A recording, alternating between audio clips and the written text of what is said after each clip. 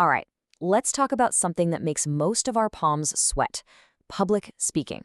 But what if I told you that you could actually master confidence, even when you're feeling anything but? Think of this next few minutes as your own personal coaching session. Ready? Let's do this.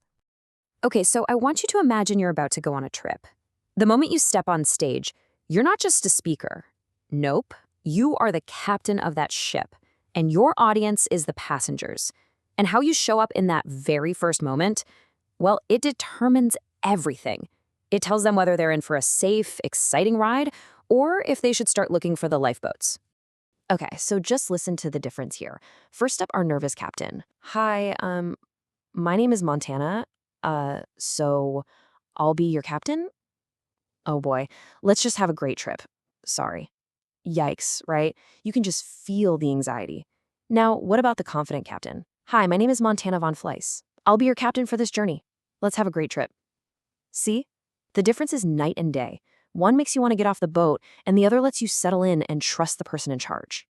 And here's the secret. Confidence isn't about how you feel on the inside. Trust me, I didn't feel particularly confident reading either of those. The difference was just a series of physical and vocal choices. And the best news is, these are choices that anyone can learn to make. Your audience has no idea what's going on in your head. They only see and hear the choices you present to them. So, let's build your toolkit. We're going to start with 3 really powerful outside-in techniques. Think of these as simple, physical things you can do to look and sound confident, no matter how much your stomach is doing flip-flops.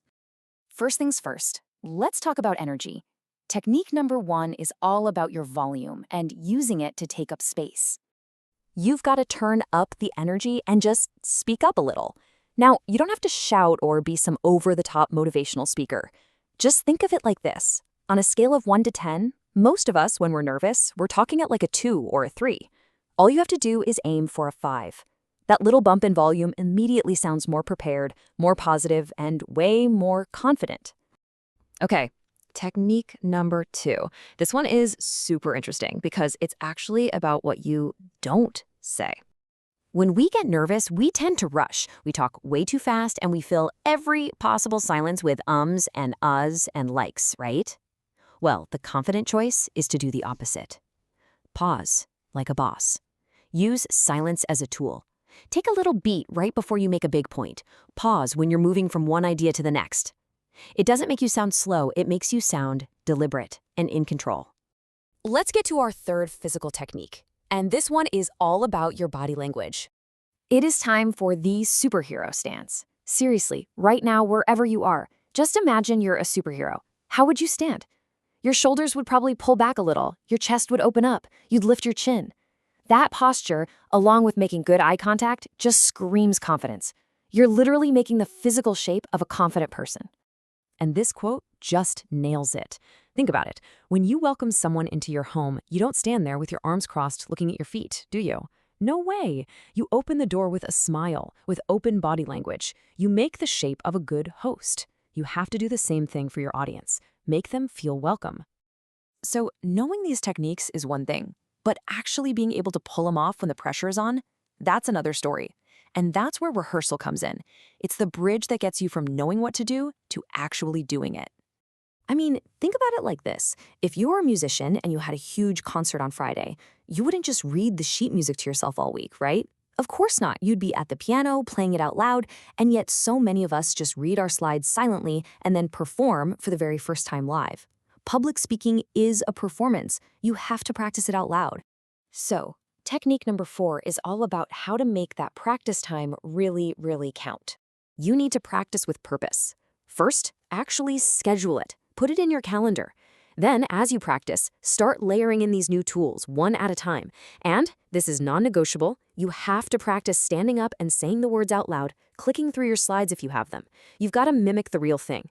And hey, if you're tight on time, just run your opening and your closing 3 times each. They're the most important parts anyway. Okay, so we've covered all the outside-in stuff, but now it's time for the single most powerful technique of them all. This is the inside-out secret that makes everything else work. We're going to talk about your inner monologue. So let's dive into number 5, the silent sentence. When we get nervous, that little voice inside our head can be our own worst enemy. It starts saying stuff like, "Don't mess this up, you have to be perfect." Well, that's just an impossible command that makes us even more anxious. The silent sentence is your override switch. You're going to replace that useless instruction with a helpful purpose. So instead of "be perfect," you tell yourself something like, "I want to help my audience to the best of my ability." This question right here is the whole ballgame. You have to ask yourself, why are you really giving this talk in the first place? What's the real goal? Is it to share information, to inspire someone, to solve a problem for them? Getting clear on this is how you build your own personal silent sentence. And look, your sentence has to be genuine. It has to be real for you. Maybe it's, "I'm so excited to share this solution I found." Or it could be, "If I can just inspire one person in this room, it's worth it." Even something as simple as, "I am choosing to be here with you." This is a game changer because it shifts your focus off of your fear and onto your audience. And that is the ultimate key to confidence. So there you have it, a complete 5-step toolkit. Let's put this all together into a handy checklist you can use every single time you're getting ready to speak. Here it is, your Confident Captain checklist. Number 1, turn up the energy. Number 2, pause like a boss. Number 3, get into your superhero stance. Number 4, practice with purpose, out loud. And number 5, the big one, craft and repeat your silent sentence. This is your game plan every time. And I want to leave you with one final thought. All of this work, all these techniques to seem confident, they're not really for you. It's actually an act of generosity. It is a gift you give to your audience. Because when they see a confident captain at the helm, they can finally relax, they can trust you, and they can actually open up to hear your message. So yeah, these techniques might feel a little weird at first. They're new. But I am asking you to just reach a little bit outside your comfort zone and try them. Do it for your audience. Do it to make them feel safe. Become the captain they can trust. And you might just discover that you start to enjoy the journey too. Have a great trip.